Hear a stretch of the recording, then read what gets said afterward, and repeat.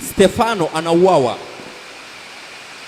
Wakati Stefano anapigwa mawe,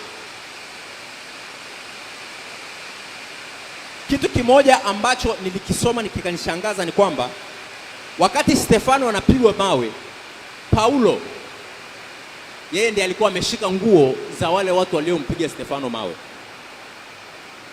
Paulo tunayemsoma kwenye Biblia.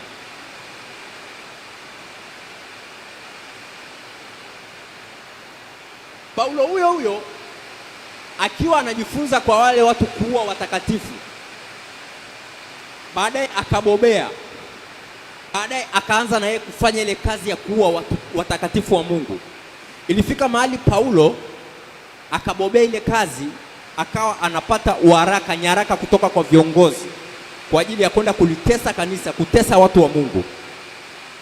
Akiwa anafanya hivyo, ndo Mungu akamtokea njiani. Bwana Yesu asifiwe. Wakati Yesu amemtokea Paulo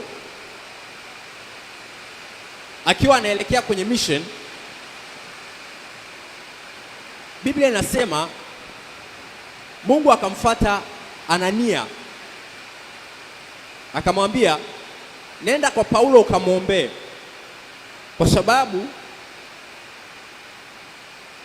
Paulo nimemkusudia, kile ni chombo, kwa sababu Paulo atateswa mengi kwa ajili ya habari ya ufalme wangu. Anania akamwambia Mungu, ni kweli najua, lakini huyu mtu tuna habari kwamba amekuja kuchukua watu wawaue watakatifu, watu wote wanaoifuata hii njia ya kwako. Mungu akamwambia nenda tu, kwa sababu hichi ni chombo changu kiteule, nenda kwa kihubirie, kwa sababu katika maono amesha kuona ukiwa unakuja unaingia na kumwombea na kumfungua. Bwana Yesu atusaidie sana. Baadaye Anania akakubali, akaenda akamwombea na nini, na mambo kama hayo yakafanyika. Sasa sikiliza, huyu mtu unayemwona anakosea kwenye nyumba ya Mungu leo, unaweza ukamlaumu sana, na bila kujua unaweza ukaua ile mbegu au kile kitu kizuri cha Mungu ndani yake. Tunaona Paulo baada ya kukubali, hata wanafunzi wengine walikuwa wanamwogopa, lakini waliungana na yeye, wakamfundisha, wakaanza kwenda na yeye, na baadaye Paulo akaja akasimama, akawa imara, akawa bora kuliko hata wale mitume waliokuwa wanatembea na Yesu. Bwana Yesu asifiwe. Bwana Yesu asifiwe. Kwa unapomwona Mkristo anakosea kwenye baadhi ya maeneo kwenye maisha, usimlaumu moja kwa moja. Ameokoka ni sawa, usimlaumu moja kwa moja.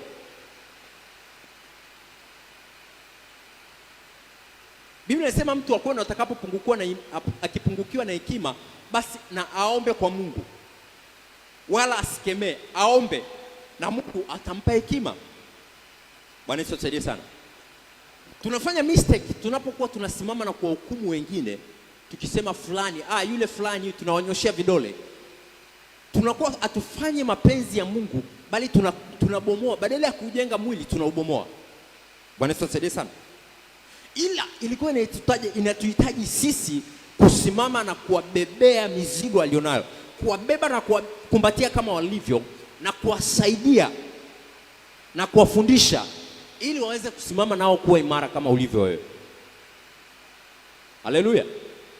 Haleluya. Kwa hiyo ni jukumu lako kuhakikisha mtu anasimama na kuimarika kupitia wewe. Haleluya. Ni jukumu lako kumbeba na kumjenga mtu, ila sio jukumu lako kumharibu na kumwangamiza mtu. Haleluya. Biblia inasema usishiriki dhambi za watu wengine. Maana yake ni nini? Ukiona kuna watu wamekaa wanamsema na kumsengenya mtu mwingine, Mkristo mwingine, hata kama anapitia changamoto, hata kama ameanguka kwenye dhambi ya uzinzi, hata kama ameshindwa kwenye mambo fulani, watu wamesimama na kuanza kumsema, usishiriki nao hiyo dhambi wanaofanya. Jitenge na wao. Haleluya. Haleluya. Kwa sababu unaweza kujikuta umekuwa upande wa adui kuifanya kazi ya kuharibu, badala ya kuwa upande wa Mungu kuifanya kazi ya kujenga. Jina la Bwana libarikiwe. Bwana Yesu asifiwe sana. Bwana Yesu asifiwe. Kwa ni vizuri ukawa makini na ukawa na hekima ya kimungu ya kukusaidia, kwa sababu usipokuwa makini utajikuta umeingia kwenye mtego wa kuharibu kanisa la Mungu, wa kuharibu watumishi wa Mungu, watu wa Mungu. Bwana Yesu asifiwe. Bwana Yesu asifiwe. Bwana Yesu asifiwe. Kuwa makini sana kwenye maisha yako. Usimseme mpendwa mwenzako vibaya. Haijalishi anapitia nini, haijalishi amefanya dhambi gani, haijalishi ameanguka kwenye uovu gani, jitahidi sana usimseme vibaya. Bwana Yesu asifiwe. Ila utakaposikia zile taarifa, maana yake ni Mungu anakuambia hiyo taarifa unayoisikia inaweza ikawa ni ya kweli. Simama kwenye maombi kwa ajili ya kumbeba ili aimarike, aachane na huo udhaifu, akue naye aende viwango vya juu zaidi. Bwana Yesu asifiwe. Na utakapofanya hivyo, ipo thawabu kwa ajili yako unayefanya hivyo. Haleluya. Ipo thawabu kwa kila anayefanya hiyo kazi ya kubeba wengine na kuwaimarisha katika Kristo, na sio kuwabomoa wengine. Haleluya. Haleluya. Nisikilize mtu wa Mungu. Unaweza ukamsaidia mtu leo, ukamjenga leo, usijue kwamba yeye ndiye atakayekuja kuwa mlango wa kupitisha watoto wako kwenda viwango vya juu. Bwana Yesu asifiwe. Unaweza ukamsaidia mtu leo, ukambeba leo, ukashangaa kesho na kesho kutwa ndiye anayekuja kupaka mafuta watoto wako kuwa wachungaji. Bwana Yesu asifiwe. Bwana Yesu asifiwe. Nisikilize mtu wa Mungu. Yaani yeyote unayeniangalia hapo, unayenitazama na anayenitazama kwenye mitandao ya kijamii, thamani, yani kila mtu unayemwona ana thamani kubwa kuliko unavyodhani. Kila mtu unayemwona ana thamani kubwa kuliko unavyodhani. Kweli inaweza ikawa hajui kuomba. Kweli inaweza ikawa hawezi kufanya chochote, sio mwimbaji, ana sauti nzuri ya kuimba kama yako. Hajui kufunga kama wewe. Saa nyingine hata kuongea hawezi. Bado mambo ya kidunia yamemjaa. Yaani yuko rafu. Lakini nikwambie, ukimdharau mtu kama huyo, Mungu anaweza akaja akafanya kitu cha ajabu, ukashangaa ndo anakuja kuwa mchungaji wako. Ukashangaa siku moja ndo anakuja kukuombea. Ukashangaa siku moja ndiye anayekuja kukubeba mahali. Bwana Yesu asifiwe. Lakini huwa kuna thawabu njema kwa kila mtu ambaye anathamini na kumpenda mwenzake na kumjali mwingine.